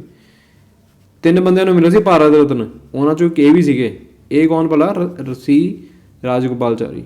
ਠੀਕ ਹੈ। ਤੇ ਤੁਸੀਂ ਬਾਕੀ 2 ਮੈਨੂੰ ਕਮੈਂਟ ਸੈਕਸ਼ਨ ਦੱਸਣਾ ਹੈ, ਬਾਕੀ 2 ਕਿਹੜੇ ਸੀਗੇ ਜਿਹਨਾਂ ਨੂੰ ਭਾਰਤ ਰਤਨ ਮਿਲਿਆ ਸੀ ਇਹਨਾਂ ਦੇ ਨਾਲ। Which king issued a silver coin and termed it as rupiya in the 16th sanctuary. ਰੁਪਈਆ ਇਨ ਦ 16th ਸੈਂਚੁਰੀ। ਦੇਖੋ ਰੁਪਈਆ ਆਪਾਂ ਅੱਜ ਵੀ ਯੂਜ਼ ਕਰ ਰਹੇ ਹਾਂ as a Indian currency. Pakistan 'ਚ ਵੀ ਇਹੀ ਕਰੰਸੀ ਹੈ। ਠੀਕ ਹੈ। ਤੇ ਇਸ ਕੁਐਸਚਨ ਦਾ ਰਾਈਟ ਆਂਸਰ ਹੈ ਸ਼ੇਰ ਸ਼ਾਹ ਸੂਰੀ, ਜਿਨ੍ਹਾਂ ਨੇ ਹੁਮਾਯੂੰ ਨੂੰ ਹਰਾ ਕੇ ਇੰਡੀਆ 'ਚ ਸੂਰੀ ਡਾਇਨੈਸਟੀ ਇਸਟੈਬਲਿਸ਼ ਕੀਤੀ ਸੀ। ਕਿਹੜੀ ਡਾਇਨੈਸਟੀ ਇਸਟੈਬਲਿਸ਼ ਕੀਤੀ ਸੀ? ਸੂਰੀ ਡਾਇਨੈਸਟੀ। ਕਿਹੜੇ ਸਾਲ ਦੀ ਗੱਲ ਹੈ? ਸੂਰੀ ਡਾਇਨੈਸਟੀ ਇਹਨਾਂ ਨੇ ਕਦੋਂ ਇਸਟੈਬਲਿਸ਼ ਕੀਤੀ ਸੀ? 1541 'ਚ। ਅਨਫੋਰਚੂਨੇਟਲੀ 1545 'ਚ ਇਹਨਾਂ ਦੀ ਡੈਥ ਹੋ ਗਈ ਸੀ during the battle of Kalinjar. Battle of Kalinjar 'ਚ ਇੱਕ ਮਤਲਬ ਕਹਿ ਲਓ ਇੱਕ ਜਿਹੜੀ ਤੋਪ ਸੀਗੀ ਉਹ ਮਿਸਫਾਇਰ ਕਰ ਗਈ ਸੀ ਤੇ ਇਹਨਾਂ ਦੀ ਹੀ ਡੈਥ ਹੋ ਗਈ ਸੀ ਉਸ ਤੋਪ ਦੀ ਵਜ੍ਹਾ ਤੋਂ, ਬੈਟਲ ਆਫ ਕਲਿੰਜਰ। ਤੇ ਇੱਕ ਹੋਰ ਬੜਾ ਫੇਵਰੇਟ ਕੁਐਸਚਨ ਹੈ ਐਗਜ਼ਾਮ ਦਾ ਕਿ ਇਹਨਾਂ ਦਾ ਯਾਰ ਮਕਬਰਾ ਕਿੱਥੇ ਹੈ, ਤੇ ਇਹਨਾਂ ਦਾ ਮਕਬਰਾ ਕਿੱਥੇ ਹੈ? ਸਾਸਾਰਾਮ ਬਿਹਾਰ। ਸਾਸਾਰਾਮ ਬਿਹਾਰ ਇਹਨਾਂ ਦਾ ਮਕਬਰਾ ਇੱਥੇ ਹੈ, ਸਾਸਾਰਾਮ ਬਿਹਾਰ 'ਚ। ਠੀਕ ਹੈ, okay. Sher Shah Suri. Khalji dynasty ruled over Delhi from. Khilji dynasty ਦੇਖੋ ਦਿੱਲੀ ਸਲਤਨਤ 'ਚ ਟੋਟਲ 5 ਡਾਇਨੈਸਟੀ ਸੀਗੀਆਂ ਨਾ, 5 ਡਾਇਨੈਸਟੀਜ਼, ਉਹਨਾਂ 'ਚੋਂ ਇੱਕ ਸੀਗੀ ਖਿਲਜੀ ਡਾਇਨੈਸਟੀ ਤੇ ਇਹਨੇ ਰੂਲ ਕੀਤਾ ਸੀ 1290 ਤੋਂ ਲੈ ਕੇ 1320 ਤੱਕ। ਸਭ ਤੋਂ ਪਹਿਲੀ ਡਾਇਨੈਸਟੀ ਜਿਹੜੀ ਦਿੱਲੀ ਸਲਤਨਤ 'ਚ ਆਉਂਦੀ ਉਹ ਕਿਹੜੀ? Slave dynasty. ਇਹਨੇ ਰੂਲ ਕੀਤਾ 1206 ਤੋਂ ਲੈ ਕੇ 1290। ਉਸ ਤੋਂ ਬਾਅਦ ਆਉਂਦੀ ਹੈ 1290 ਤੋਂ ਲੈ ਕੇ 1320 ਤੱਕ, ਕਿਹੜੀ ਆਪਣੀ ਖਿਲਜੀ ਡਾਇਨੈਸਟੀ। ਤੇ ਉਸ ਤੋਂ ਬਾਅਦ ਆਉਂਦੀ ਹੈ ਕਿਹੜੀ? ਤੁਗਲਕ ਡਾਇਨੈਸਟੀ। ਕਿਹੜੀ ਡਾਇਨੈਸਟੀ ਜੀ? ਤੁਗਲਕ ਡਾਇਨੈਸਟੀ। ਕਦੋਂ ਤੋਂ ਕਦੋਂ ਤੱਕ? ਇਹ ਆਉਂਦੀ ਹੈ 1321 ਤੋਂ ਲੈ ਕੇ 1414 ਤੱਕ। ਫਿਰ ਆ ਗਈ ਸੈਯਦ ਡਾਇਨੈਸਟੀ। ਸੈਯਦ ਡਾਇਨੈਸਟੀ ਇਹ ਆ ਗਈ 1414 ਤੋਂ ਲੈ ਕੇ 1451 ਤੱਕ। ਉਸ ਤੋਂ ਬਾਅਦ ਲਾਸਟ ਆ ਗਈ ਲੋਧੀ ਡਾਇਨੈਸਟੀ। ਕਿਹੜੀ ਡਾਇਨੈਸਟੀ? ਲੋਧੀ ਡਾਇਨੈਸਟੀ 1451 ਤੋਂ ਲੈ ਕੇ 1526। ਤੇ 1526 ਤੁਹਾਨੂੰ ਪਤਾ ਹੈ ਬਾਬਰ ਨੇ ਹਰਾਇਆ ਸੀ ਇਬਰਾਹਿਮ ਲੋਧੀ ਨੂੰ। ਉਸ ਤੋਂ ਬਾਅਦ ਦਿੱਲੀ ਸਲਤਨਤ ਫਿਨਿਸ਼, ਖਤਮ। Death Valley in south California USA is an example of. Death Valley ਜਿਹੜੀ ਹੈਗੀ ਹੈ USA 'ਚ ਕਿਹਦੀ ਐਗਜ਼ਾਮਪਲ ਹੈ? ਇਹ ਐਗਜ਼ਾਮਪਲ ਹੈ ਇੱਕ ਰਿਫਟ ਵੈਲੀ ਦੀ। ਡੈਥ ਵੈਲੀ ਦੀ ਆਪਾਂ ਦੇਖ ਲੈਂਦੇ ਹਾਂ। ਆਹ ਪਹਿਲੇ ਫੋਟੋ ਦੇਖੋ, ਇਹ ਹੈ ਡੈਥ ਵੈਲੀ। USA 'ਚ ਕੈਲੀਫੋਰਨੀਆ 'ਚ ਮਿਲੇਗੀ ਤੁਹਾਨੂੰ ਡੈਥ ਵੈਲੀ। ਕਿਹਦੀ ਐਗਜ਼ਾਮਪਲ ਹੈ? ਰਿਫਟ ਵੈਲੀ ਦੀ ਐਗਜ਼ਾਮਪਲ ਹੈ। ਬੇਸਿਕਲੀ ਜਿਹੜੀ ਹੈਗੀ ਹੈ ਡੈਥ ਵੈਲੀ ਤਾਂ ਡੈਜ਼ਰਟ ਵੈਲੀ ਤੁਸੀਂ ਦੇਖ ਸਕਦੇ ਹੋ ਇਹਦੇ 'ਚ। ਆਹ ਦੇਖੋ ਇੱਕ ਡੈਜ਼ਰਟ ਵੈਲੀ ਹੈ ਨਾ, ਡੈਜ਼ਰਟ ਹੈ ਇੱਥੇ in the east California situated with in the Mojave desert. Mojave desert 'ਚ ਦੇ ਵਿੱਚ ਹੀ ਤੁਹਾਨੂੰ ਮਿਲੇਗੀ ਇਹ। And it is the lowest and the driest area in the North America and currently the hottest remember hottest place in the world. Umdad ud Tawarik book related to which of the following period? Maharaja Ranjit Singh ਦੇ time 'ਚ ਜੋ ਸੀਗੇ ਨਾ, ਦੇਖੋ ਮਹਾਰਾਜਾ ਰਣਜੀਤ ਸਿੰਘ ਦੇ time ਤੇ ਇੱਕ ਸੀਗੇ ਲਾਲਾ ਸੋਹਨ ਲਾਲ ਸੂਰੀ, ਉਹਨਾਂ ਨੇ ਲਿਖੀ ਸੀ ਇਹ ਉਦਮਾਦ ਉਤ ਤਵਾਰਿਕ। ਉਹਨਾਂ ਨੇ ਲਿਖੀ ਸੀ Sohan Lal Suri. Official record keeper हो गया, डिप्लोमेटिक रिप्रेजेंटेटिव यानी कि वकील of Ranjit Singh and his successor and even the British residents after the annexation of Punjab. ठीक है, तो इस क्वेश्चन का राइट आंसर की है बी ऑप्शन 1801 तो लैके 1849 तक। वधिया क्वेश्चन सी ये, ज़्यादातर तुहानूं बुक्स नहीं मिलूगा ये। ठीक है, what was the new name of Punjab after British India company annexation in 1849? Punjab का नवा नाम की सीगा? पंजाब प्रांत, डी ऑप्शन। ठीक है, ਆਪਾਂ ਨੂੰ ਪਤਾ ਨਾ ਸੈਕਿੰਡ ਐਂਗਲੋ ਸਿੱਖ ਵਾਰ ਹੋਈ ਸੀ, ਸੈਕਿੰਡ ਐਂਗਲੋ ਸਿੱਖ ਵਾਰ, ਤੇ ਉਸ ਤੋਂ ਬਾਅਦ ਐਂਗਲੋ ਸਿੱਖ ਵਾਰ 'ਚ ਜਿਹੜੇ ਸਿੱਖ ਫੋਰਸਿਸ ਉਹ ਹਾਰ ਗਈਆਂ ਸੀ ਅੰਗਰੇਜ਼ਾਂ ਤੋਂ। ਲਾਸਟ ਕਿਹੜੀ ਬੈਟਲ ਸੀਗੀ ਸੈਕਿੰਡ ਐਂਗਲੋ ਸਿੱਖ ਵਾਰ 'ਚ? ਬੈਟਲ ਆਫ ਗੁਜਰਾਤ, ਜਿਹਨੂੰ ਹੋਰ ਕੀ ਕਿਹਾ ਜਾਂਦਾ ਸੀ? ਬੈਟਲ ਆਫ ਗਨਜ਼ ਵੀ ਕਹਿੰਦੇ ਸੀ। ਠੀਕ ਹੈ, ਉਸ ਲੜਾਈ ਤੋਂ ਬਾਅਦ ਜੋ ਹੈ ਅੰਗਰੇਜ਼ਾਂ ਨੇ ਕਬਜ਼ਾ ਕਰ ਲਿਆ ਸੀ ਇੰਡੀਆ 'ਤੇ। ਜਿਹੜੇ ਆਖਰੀ ਸੀਗੇ ਮਹਾਰਾਜਾ ਪੰਜਾਬ ਦੇ, ਮਹਾਰਾਜਾ ਦਲੀਪ ਸਿੰਘ, ਉਹਨਾਂ ਨੂੰ ਕਿੱਥੇ ਭੇਜਤਾ ਸੀ? ਇੰਗਲੈਂਡ ਭੇਜਤਾ ਸੀ। ਠੀਕ ਹੈ, ਓਕੇ। ਅਗਲਾ question, Fauje Ain and Fauje Beqawaid are the part of the army of which king? ਇਹ ਵੀ ਬੜਾ ਕਾਮਨ ਕੁਐਸਚਨ ਨਹੀਂ ਹੈਗਾ, ਤੁਹਾਨੂੰ ਜ਼ਿਆਦਾਤਰ ਕਿਤਾਬਾਂ 'ਚ ਨਹੀਂ ਮਿਲੂਗਾ ਇਹ। ਤੇ ਇਸ ਕੁਐਸਚਨ ਦਾ ਰਾਈਟ ਆਂਸਰ ਕੀ ਹੈ? ਮਹਾਰਾਜਾ ਰਣਜੀਤ ਸਿੰਘ। ਆ ਇਨਫੋਰਮੇਸ਼ਨ ਐਕਸਟਰਾ ਤੁਸੀਂ ਜ਼ਰੂਰ ਪੜ੍ਹ ਸਕਦੇ ਹੋ। ਫੌਜੇ ਬੈਕਵੈਡ ਇੰਕਲੂਡ ਸਪੈਸ਼ਲ ਬਕਵੈਦ, ਦੇਖੋ ਹੁਣ ਪ੍ਰੋਨਾਂਸੀਏਸ਼ਨ 'ਤੇ ਕਿਤੇ ਨਾ ਕਿਤੇ ਪ੍ਰੋਬਲਮ ਹੋ ਸਕਦੀ ਹੈ। Fauje Beqawaid include special forces. ਠੀਕ ਹੈ, ਅਤੇ ਫੌਜੇ ਆਇਨ ਜੋ ਹੈ branch of Sikh Khalsa army and was the regular army of Ranjit Singh. It contain infantry, cavalry and artillery units, ਗੋਲਾ ਬਾਰੂਦ ਯਾਨੀ ਕਿ ਹੈ ਨਾ ਸਾਰਾ ਕੁਝ। ਅਤੇ Fauje Beqawaid include special forces. Okay, ਅਤੇ ਇਹੀ ਸੀਗੇ ਸਾਡੇ ਕੁਐਸਚਨਸ। ਆਈ ਹੋਪ ਤੁਹਾਨੂੰ ਵੀਡੀਓ ਪਸੰਦ ਆਈ ਹੋਏਗੀ। ਜੇ ਤੁਸੀਂ ਲਾਸਟ ਤੱਕ ਦੇਖੀ ਤੁਹਾਡਾ ਬਹੁਤ ਬਹੁਤ ਧੰਨਵਾਦ। ਤੁਸੀਂ ਆਪਣੇ ਦੋਸਤਾਂ ਨਾਲ ਵੀ ਵੀਡੀਓ ਨੂੰ ਜ਼ਰੂਰ ਸ਼ੇਅਰ ਕਰੋ ਤਾਂ ਕਿ ਮੈਨੂੰ ਸਪੋਰਟ ਮਿਲੇ। ਅਤੇ ਬਿਲੀਵ ਮੀ, ਮੇਰੇ 'ਤੇ ਭਰੋਸਾ ਰੱਖੋ, ਮੈਂ ਇਹਦੀ ਕੁਆਲਿਟੀ ਹੋਰ ਇੰਪਰੂਵ ਕਰੂੰਗਾ। ਠੀਕ ਹੈ, ਮੈਂ ਇਹ 'ਤੇ ਕੰਮ ਕਰ ਰਿਹਾ ਹੌਲੀ ਹੌਲੀ। ਮੈਂ ਸਾਰੇ ਕੰਮ ਆਪ ਮੈਨੇਜ ਕਰਨੇ ਹੁੰਦੇ, PPT ਬਣਾਉਣਾ, ਉਸ ਤੋਂ ਬਾਅਦ ਵੀਡੀਓ ਰਿਕਾਰਡ ਕਰਨਾ, ਉਹਨੂੰ ਅਪਲੋਡ ਕਰਨਾ, ਹੋਰ ਵੀ ਜੋ ਵੀ ਟੈਕਨੀਕਲ ਕੰਮ ਹੈ ਸਾਰੇ ਮੈਂ ਆਪ ਮੈਨੇਜ ਕਰਨੇ ਹੁੰਦੇ, ਤਾਂ ਮੈਨੂੰ ਥੋੜ੍ਹਾ ਟਾਈਮ ਲੱਗ ਰਿਹਾ। ਬਟ ਡੈਫੀਨੇਟਲੀ ਮੈਂ ਇੰਪਰੂਵ ਕਰੂੰਗਾ। ਬਟ ਤੁਸੀਂ ਮੈਨੂੰ ਜ਼ਰੂਰ ਸਪੋਰਟ ਕਰਨਾ ਇਸ ਚੀਜ਼ ਲਈ ਤਾਂ ਕਿ ਮੈਂ ਤੁਹਾਨੂੰ ਵਧੀਆ ਕੰਟੈਂਟ ਡਿਲੀਵਰ ਕਰਾਂ। ਇਹੀ ਸੀਗਾ ਅੱਜ ਦੀ ਵੀਡੀਓ 'ਚ। ਪਸੰਦ ਆਈ ਤਾਂ ਲਾਈਕ ਕਰਿਓ, ਸ਼ੇਅਰ ਕਰਿਓ, ਚੈਨਲ ਨੂੰ ਸਬਸਕ੍ਰਾਈਬ ਕਰੋ ਤੇ ਮਿਲਦੇ ਹਾਂ ਜਲਦੀ ਅਗਲੀ ਵੀਡੀਓ 'ਚ। ਤਦ ਤੱਕ ਬਾਏ ਬਾਏ, ਸਤਿ ਸ਼੍ਰੀ ਅਕਾਲ, ਜੈ ਹਿੰਦ, ਵੰਦੇ ਮਾਤਰਮ।